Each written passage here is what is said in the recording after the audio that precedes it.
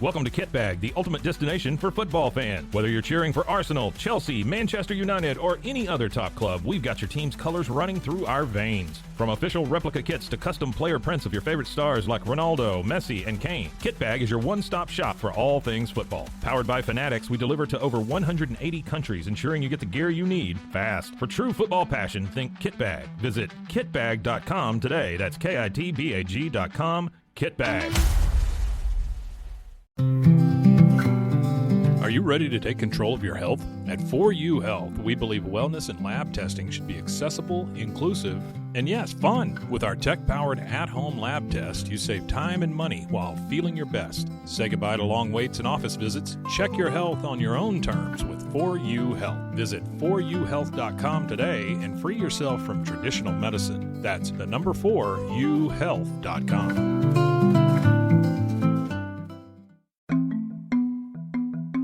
Michelle Williams is locked away in prison for the murder of her husband Greg.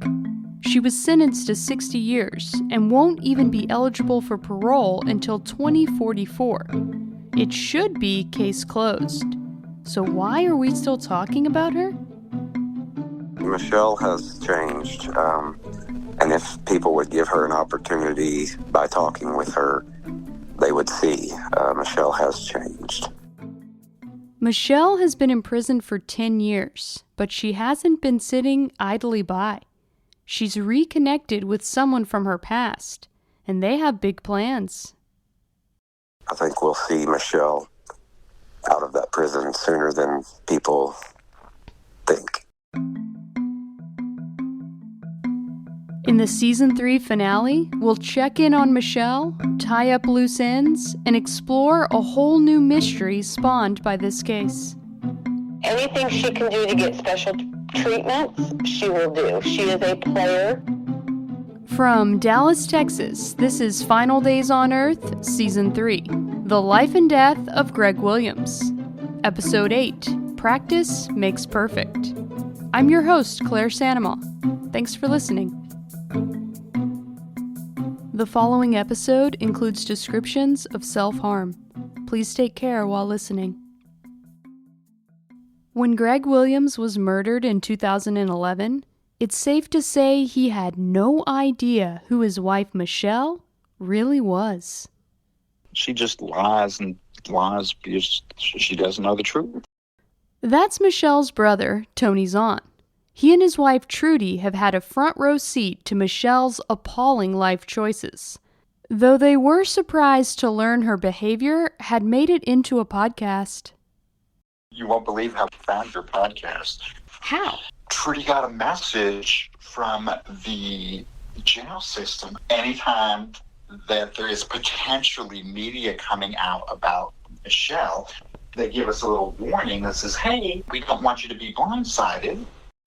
As part of my due diligence for the podcast, I sent a media request to interview Michelle through the Texas Department of Criminal Justice.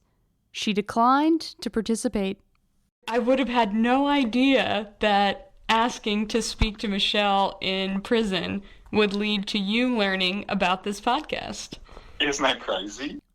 Tony had a lot of information that he wanted to share with me, including corroborating a detail from the Bryn Fletcher death investigation. We're listening to the one where they're talking about Bryn's murder, and the whole business, which she was the target. She called me that day, and like I'm like 3 minutes from that target, and she called me, and I thought it was odd, but I thought, well, it's a situation, and she was upset, and she's going on and on, and that she's so worried about Bryn because they can't find him, and he's been suicidal, and she's there shopping with Michaela. I said, Michelle, you sound awful upset. Let me come get you. We'll get your car later. You don't need to be driving. You shouldn't be at the Target in this condition. So, of course, she didn't want me to come get her. I was so glad to hear from you. As I've been doing this podcast, I've been trying to think of, who all I should be talking to and to try to find people with different perspectives. So I was curious, why you wanted to reach out to me. Was there something specific you wanted to tell me? Sometime after the murder, she was involved with a cop. This is not the first time that I've heard this rumor about Michelle and an investigator in her case.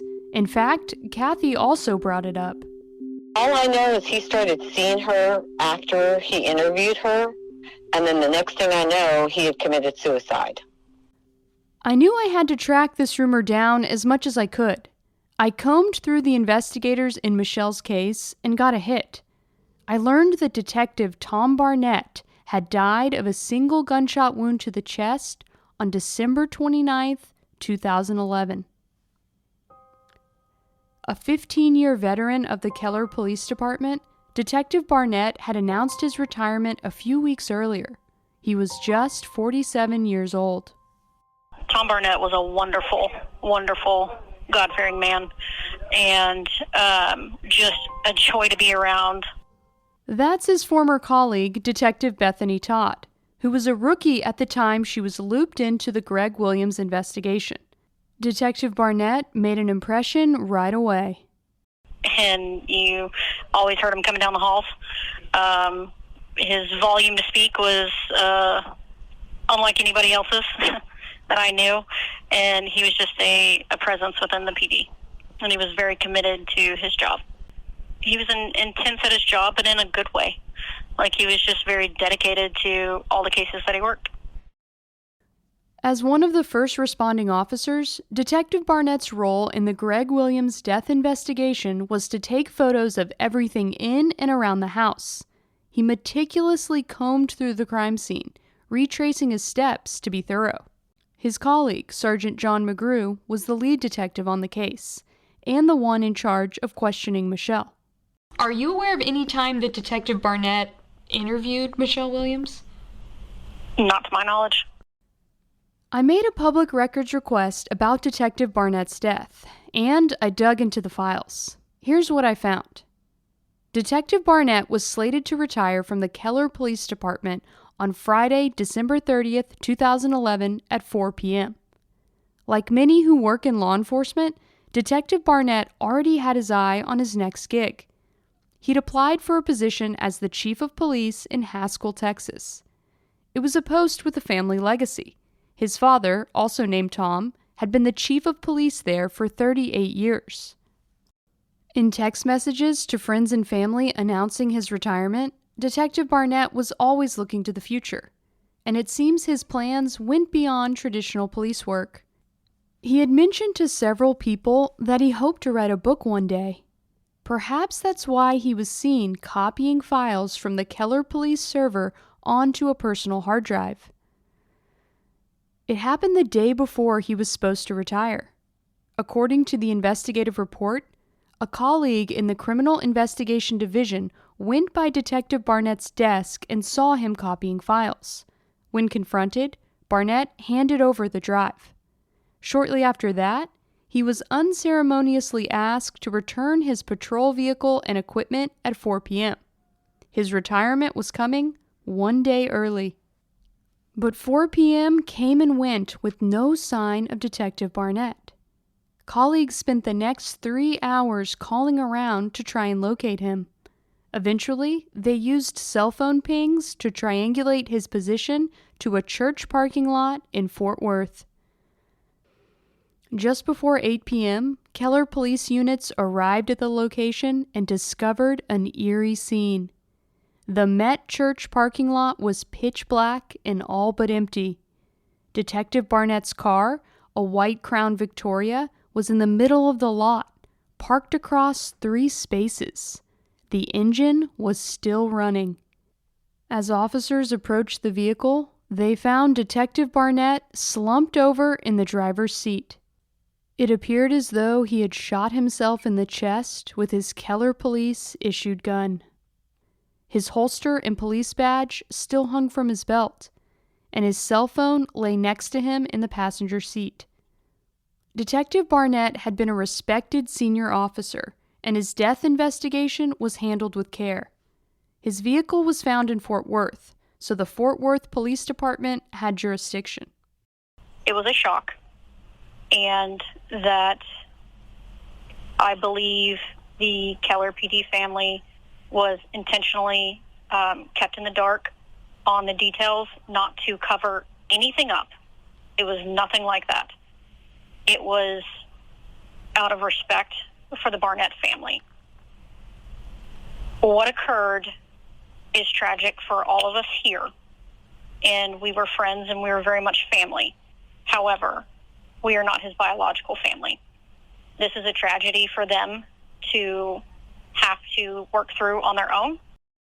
But the rumor mill was just getting started, and it centered around the idea that Michelle had a connection to the detective. This is from my conversation with Kathy Williams. And so when you say started seeing her, you believe they were meeting up in person? Yes, and in hotel rooms and everything else. And what, that's unbelievable. How did you learn about that? One of the officers, I honestly don't remember when it was going on. They said there was some evidence that she had been seeing him. Wow. And based on the timeline, it appears to me that he committed suicide while Michelle was still out on bond. Actually, I think it was before she went on bond, before they arrested her. Oh, okay. She was not behind bars. She had not been arrested. She had not been charged with anything yet. So I think her reasoning for seeing him was maybe him getting rid of some of the evidence. It just really doesn't even sound plausible. It's like a Lifetime movie rewritten over and over. And so do you feel like there's a possibility that she had something to do with that officer's death? Now that you said that, I wouldn't put it past her, because there's been other accusations that she had something to do with Bryn Fletcher's death. It seems like Michelle is capable of almost anything. Yes. I wouldn't put anything past her. I put the rumors to Detective Todd to get her take. I guess the question that a lot of people have had is, did that have something to do with the Michelle Williams case? Were those files related to the murder of Greg Williams? Because that was like the last big case that he worked. I heard rumors about something to do with a hard drive. I never got confirmation on anything. You were providing me with more confirmation than I've ever received. And I don't think there was anything to do with this case. I think it was a coincidence that this was his last case. I think part of the intrigue in it is that at the time of his death, Michelle Williams was still a free woman. She had not yet been arrested. And so, the question has been raised, does anyone know where Michelle Williams was on December 29th, 2011? As in, did she play a role in this? Yes, could she have? Were her whereabouts accounted for? I have no idea. Yeah. And I can tell you that thought never crossed my mind. And I think another, reason why this became a question is because it's not, this is actually the third death of a man in Michelle's orbit in the span of 1 year. You had, before her husband, you had her brother-in-law who died of a single gunshot wound with his own weapon. Then you had Greg Williams' death, single gunshot wound, his own weapon. And then you had Tom Barnett's death, single gunshot wound, his own weapon. And so, you look at it, you say there's 3 deaths, there's a pattern here. But, from your investigative police perspective, do you see a connection there? No. Not at all. And not with Tom Barnett. I obviously, the brother-in-law, I can't comment on at all because I know nothing of that. And then the Greg Williams, obviously, our stance on that one. But as it pertains to Tom Barnett, no, I do not see a connection. I see a coincidence. I know Tom put a lot of effort into a lot of different cases, a lot of big cases, and that he could, again, call his own case, his own investigation. Michelle Williams was not his case. Hey, it's Claire Sanema, host of Final Days on Earth. Have you ever signed up for something and then totally forgotten about it? I just learned that 85% of people have at least one paid subscription going unused each month. Thanks to Rocket Money, I can see all my subscriptions in one place and cancel the ones I'm not using anymore. And now, I'm saving money.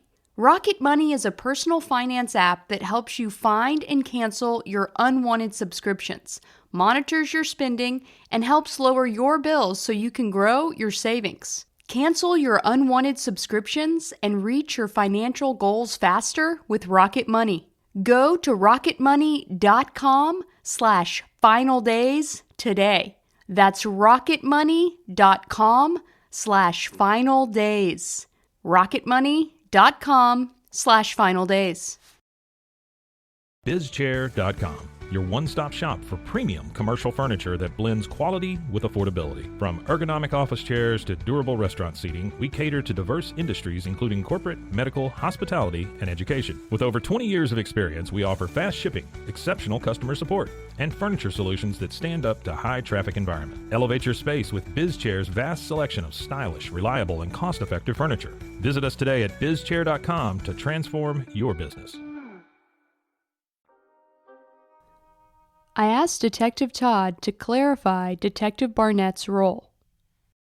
His role is to take photos. That tells me this was not his case. As a detective, if I show up and all I do is I take photos and maybe type a few supplements, that's not my case. I'm not the one doing all the work. I'm assisting, absolutely, but that's not, in our terms, I wouldn't say that's my case. Even though he didn't play a major investigative role, the Williams family somehow still knew about him. Multiple people connected to Greg and Michelle have told me that they believed that Michelle was romantically involved with Detective Barnett. Is there any evidence of that? No, I've never heard that whatsoever. That is definitely the first time that I've heard that rumor. No, I don't have anything. That's never even been a rumor, to my knowledge, at all. People are telling me, they met in hotel rooms, they had this whole secret relationship. This is what is floating around out there. And how could it make sense when she ended up in prison? Yeah, if it was part of her plan, it certainly didn't work out for her. No. But again, we don't have any evidence that it was. Michelle Williams was a convoluted case to start with, and so things out of the norm were the norm. But I do think that this was a tragic coincidence, and I have no reason to make me believe otherwise. Detective Barnett's death left many questions behind, and no one has been able to identify a clear motive for why he may have decided to end his own life. In addition to the confrontation over the hard drive earlier that day, the investigative file includes a note about the police chief position that Barnett had sought in his hometown of Haskell, Texas. It says it had recently fallen through. I want to be clear. I could not find any direct evidence of a relationship between Detective Barnett and Michelle Williams. The investigation into his death included an analysis of his cell phone. I reviewed the records, and there were no calls or texts with Michelle's cell phone number. The hard drive that caused a stir the morning of his death was wiped clean by the Keller Tech Division, sight unseen. If there's a connection to all of this with Michelle Williams, I haven't found it yet. As difficult as it is to talk about suicide and other types of death investigations, I believe it's worth doing. And I wanted to bring in my writing partner, Susan Passoni, to share why we included Detective Tom Barnett's case in this episode. I just sort of wanted to pull back the curtain and talk about what was going on in our heads whenever we said, we have this third death. We have a suicide alleged of an investigator in Michelle Williams' case and no one's ever talked about it before in connection with Michelle. Right. I think that is because the Keller Police Department was certainly left in the dark about it. So I don't think anyone was necessarily putting those pieces together. And they really, to this day, think it's a coincidence and has to do with other things. Yeah, and it was interesting to me whenever I went through, the whole investigative file for Greg Williams' death, and it goes into Michelle's background. It talks all about, various people and relationships that she had. It talks about Bryn Fletcher's death and how that was reported as a suicide before Greg's death. But it doesn't mention Tom Barnett's case. He's only mentioned as an investigator. He's listed, his supplemental reports are in there, his photographs are in there, but the timeline of his death is not in Michelle's case, which, they don't see them as related, even though the timelines do overlap. And so she was as free as anyone during this period of time. There was no monitoring on her. There were no eyes on her officially. She had claimed that her husband had committed suicide. She had admitted to tampering with the evidence, but in sort of a strange procedural choice, she was not charged and arrested for that crime at that time. If you recall, at the end of her interview, 6.5-hour interview with Sergeant McGrew, she says, "Am I being arrested for this?" And he says, "No, you're going home." I mean, she was free to do as she pleased. As we know, she did quite a lot. And so it was just stood out in my mind. Where was she on December 29th, 2011? Can anyone say where she was? I think that question's lost to time, unfortunately. But, she might have come out of that interview of, "No, you're not being arrested," even more emboldened. And we know from the police tapes, we hear her acting hysterical at the time she's calling 911, but we soon find out it was all an act. So we actually don't know. She's very clever. We don't know the circumstances, but we've certainly learned that she's capable of anything. And I think investigators go on to learn that. But, certainly it begs the question, did Michelle get to him?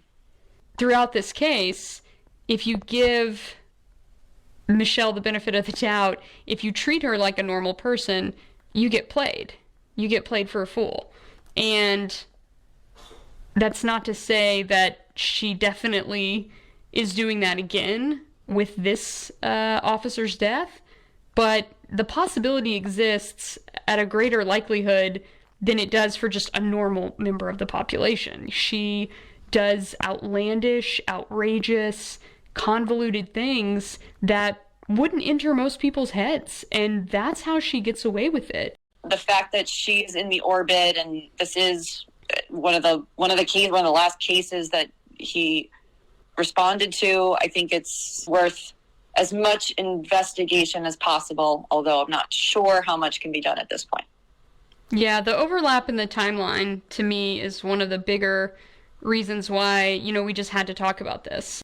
And I'm not jumping on the bandwagon that she definitely had something to do with this, or there is, a connection, a relationship, a cover-up. I don't believe that has been proven.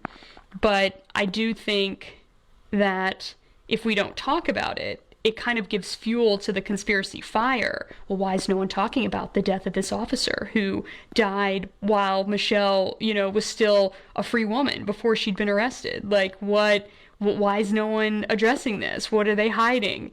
And so now we can say, look, we talked about it. We even talked to the Keller Police Department about it.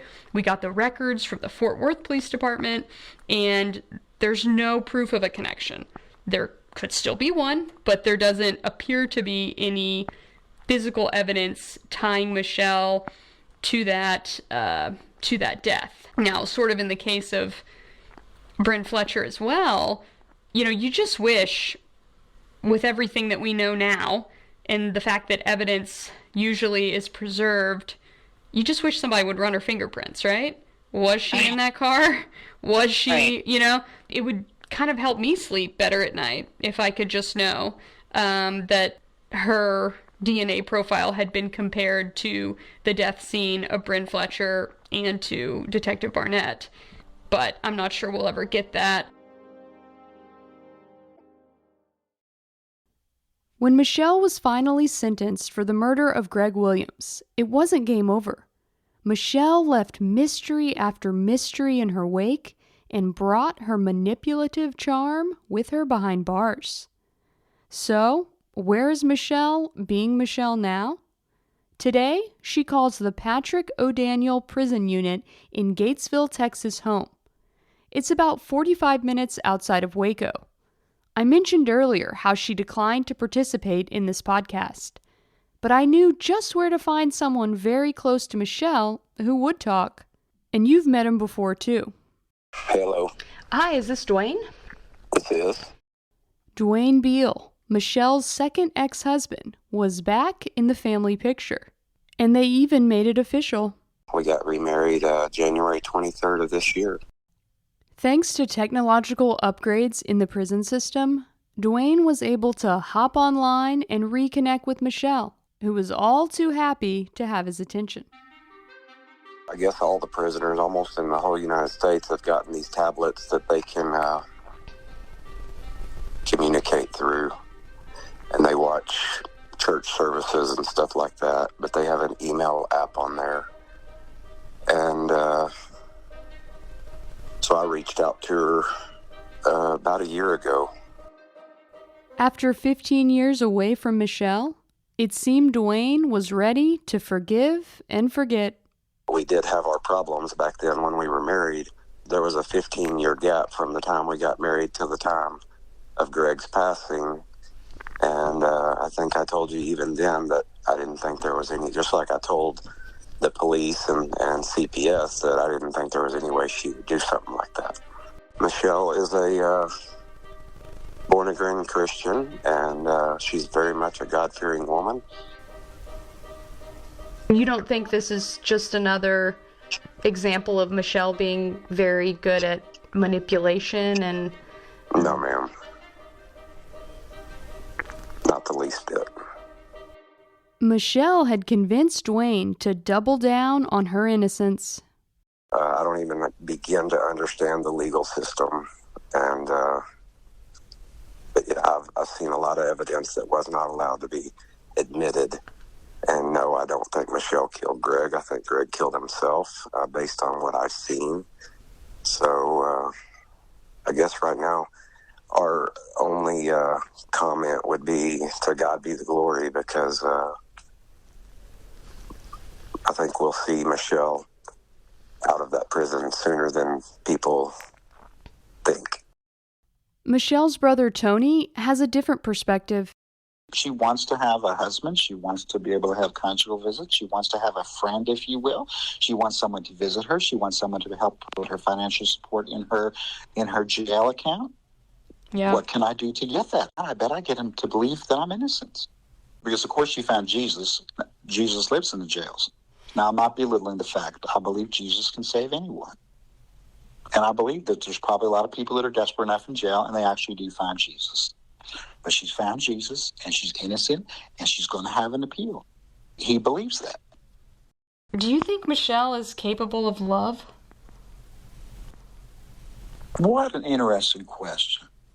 Golly, I'm a Pollyanna. I want to believe anybody is capable of love. I believe that she has been doing what she's doing and manipulating people for so long that she's trained herself not to be. I think after you develop habits for so long, they're hard to break. So no, I don't think she's capable of love. But it seems Dwayne is, and he even went to the mountain in a show of faith. He bought an RV and put it on the land up there so he could be close to her. And of course, he believes that she's innocent and there's going to be an appeal. There's not going to be an appeal, Claire. She has exhausted her appeals. Yeah. She's done. There's no appeal. I asked Kathy what she thought about Michelle's chances of seeing the free world again. Do you think she'll ever get out of prison? I have a feeling she will try to get out due to medical issues that she's claiming she has right now. As we've covered in previous episodes, Michelle has a track record of inventing medical issues for herself. Today, Michelle is telling anyone who will listen that she has multiple sclerosis. Because she claims she's got MS now and she's got all these issues, but she's always done that. Do you think this MS diagnosis is legitimate? No, it's not a legitimate diagnosis. She is not. I mean, anything she can do to get special treatments, she will do. It is really interesting, and in the prison environment, I'm sure there are a lot of men that she comes into contact with that she has an opportunity to manipulate. Yes, and I mean, guards are human, and she puts those little eyes and starts crying and say that she was wrongly convicted. She might be getting certain privileges that other people don't. But it's hard to take any medical condition Michelle claims to have at face value. Michelle's brother Tony has also heard this alleged diagnosis and wasn't so sympathetic. Okay, so let's think like Michelle for a minute. If I have a condition, I could get special treatment. If I have a condition, perhaps it would sometime in the future require hospitalization. If I'm hospitalized, I'm outside of the prison system. There's a chance I could escape. Right? That's how Michelle might think. Ooh, that's scary. I shouldn't say that out loud, but I could think like Michelle. No, it's impressive. You got inside the twisted mind. Well, I mean, it's just based on the patterns of previous behavior, right? I truly believe, Michelle truly believes that no matter how bad the situation gets, she can have some modicum of control over it. Here again is Detective Todd. Well, the good thing is that there are doctors. So, not that her medical records are readily available or being able to be released, but somebody knows the truth. The truth is something that Michelle seems to evade easily. But the truth is, Michelle isn't going anywhere anytime soon. So the earliest Michelle could be released, she would be 75. Do you think she deserves another chance in the free world? No, I don't want to see her in the free world. What is she going to do? Where is she going to go? Is she going to try to forge relationships with people? I'm not about that. I can love her and forgive her because I'm a Christian person and that's what I'm supposed to do, but I have no desire to be in a relationship with her. What would you tell the parole board or anyone who was considering letting Michelle Williams back into society? Not to, because she's a waste of air. She's taken the father of two beautiful young ladies away from them. His grandchild will never get to know him, and any future grandchildren. Why should she be free when he's not? She took my brother, so I'm all for an eye for an eye, tooth for a tooth. I personally think she took a life, it should be the same for her. I don't understand her sitting up in there causing chaos still from a prison cell and even being alive. I mean, she took my brother at 40. Why should she just live on like nothing ever happened? What words of advice would you have to anyone who might come into contact with Michelle in the future? To be very careful and to get as far away from her as possible, because she's nothing but trouble. It's understandable that those who knew and loved Greg still feel the sting of his untimely murder. But Michelle has even left a lasting impression on the rookie officer who held her hand those many years ago. Honestly, I'm not shocked anymore. Nothing she does shocks me. Again, back to manipulation. The pity party. Woe is me. And when somebody that has her mentality and her personality commits to doing something, they're going to convince everybody around them. I truly hope she is a new person. I truly hope she has used this time to change and better herself. I do wish her the best of luck in her marriage, her and her husband, and I hope that it is based on truth and love and caring for one another. But time will tell. This whole redemption story of Michelle, and I gotta say, I'm just not buying it. I pray for their happiness and safety. Thank you so much for listening to Season 3 and taking the wild ride full of twists and turns in the life and death of Greg Williams. An extra special thank you to Michelle Fletcher, Kathy Williams, Taylor Williams, Steve McSwain, Tony Zahn, Dwayne Beal, Detective Bethany Todd, and the entire Keller Police Department for participating in this season's episodes and bringing their unique perspectives to a convoluted case. This was my true crime origin story, and I've come across so many more jaw-dropping cases during my time as a journalist. Some have lingered in my head for years, and some I've learned about only recently. I'm now bringing my thoughts about select cases in a new format, along with Susan Passoni, my partner in crime. It's a new podcast called Justice Pending, where we discuss the unresolved cases that keep us up at night. There's a lot that goes into writing and producing each new season of Final Days on Earth, and in the space between seasons, Justice Pending will be there to bridge the gap. Look for its release this October 2024.